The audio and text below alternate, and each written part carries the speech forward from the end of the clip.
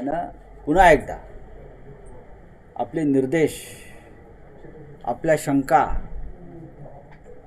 या लोकांसमोर आणल्यात, देशासमोर आणल्यात। काल आपण पाहिलं असेल की जो लवाद आहे न्यायालयानं नेमलेला सर्वोच्च राहुल नार्वेकर यांचा, त्या लवादानं जो अन्याय केला आमच्यावर, म्हणजे सरळ सरळ चोर आणि लफंग्यांना त्यांनी पात्र ठरवलं।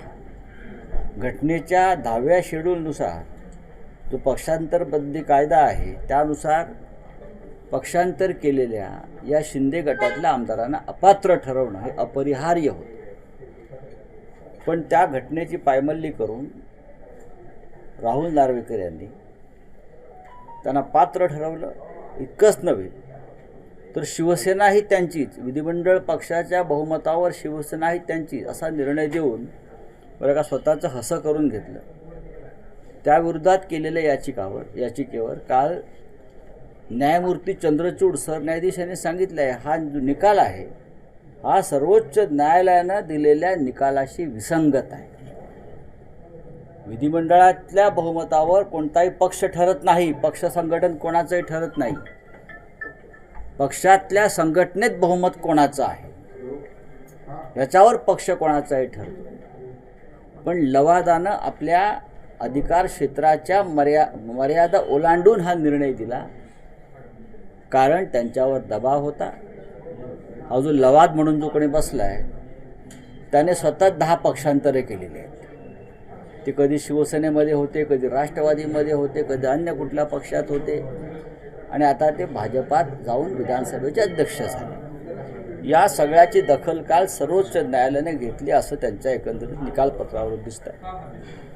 आम्हाला सर्वोच्च न्यायालयाकडून आशा आहे की लवादानं कोणताही निकाल दिला असला चोर मंडळाच्या बाजूनं, तरी सर्वोच्च न्यायालयाने देशाला आशेची किरणं दाखवलेली आहेत। बावनकुळेंनी स्वतः तिकीट मिळवू शकले नव्हते, आपल्याला माहीत असेल विधानसभेला जे बावनकुळे स्वतः तिकीट मिळवू शकले नव्हते ते नितीन गडकरीसारख्या इतक्या थोर आणि ज्येष्ठ भाजपा नेत्याला तिकीट देणार हा आजचा सगळ्यात मोठा विनोद आहे।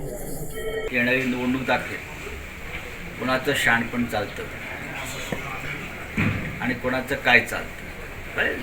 हे सगळे खोकेवाले आमदार आहेत,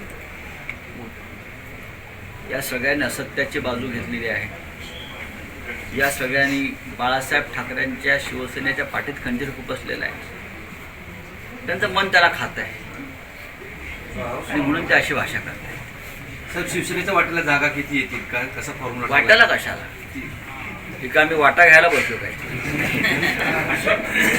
पूर्ण महाराष्ट्रात शिवसेना आहे बघा। काँग्रेस, राष्ट्रवादी काँग्रेस, शिवसेना, वंचित आघाडी यांनी जिथे जो ताकदीचा उमेदवार आहे ज्याच्याकडे जो जिंकू शकेल त्यांनाही जागा वाटप करू, आणि आमच्यामध्ये जागा वाटपात कोणते मतभेद नाहीत। एखादे अमित शहा दिल्लीतून येऊन बरं का आमच्यासमोर बसत नाहीत आणि तुम्हाला आणि आमच्यासमोर तुकडे फेकत नाहीत, असे तू 2, तू 4, तू 3, आम्ही एकत्र बसतो आणि सन्मानानं जागा वाटप करतो। आमच्या जागा वाटप दिल्लीत होत नाही आणि होणार नाही। महाराष्ट्रावरती अन्याय करणारा एखादा अमित शहा इथे येऊन आमच्यावर दादागिरी करू शकत नाही। उद्धव ठाकरे ते आहेत, माननीय शरद पवार आहेत, काँग्रेसचे नेते आहेत आणि प्रकाश आंबेडकरचे आहेत, आम्ही एकत्र बसतो आणि जागा वाटप करतो। काय म्हणाले पवार साहेब, ज्या पक्षाच्या चिन्हावर तुम्ही निवडून आलात, ज्या पक्षाच्या एबी फॉर्मवर शरद पवारांची सही आहे आणि त्याच्यावरती हे महाशय निवडून आले आमदार, आणि ते शरद पवार यांच्याबरोबर निष्ठेने राहिलेल्या कार्यकर्त्यांना धमक्या देत असतील तर त्यांना कोणत्या भाषेत उत्तर द्यावं? कोणत्या भाषेत? ठीक आहे, तुम्ही गेलात ना, तुम्ही सुखानं नांदा।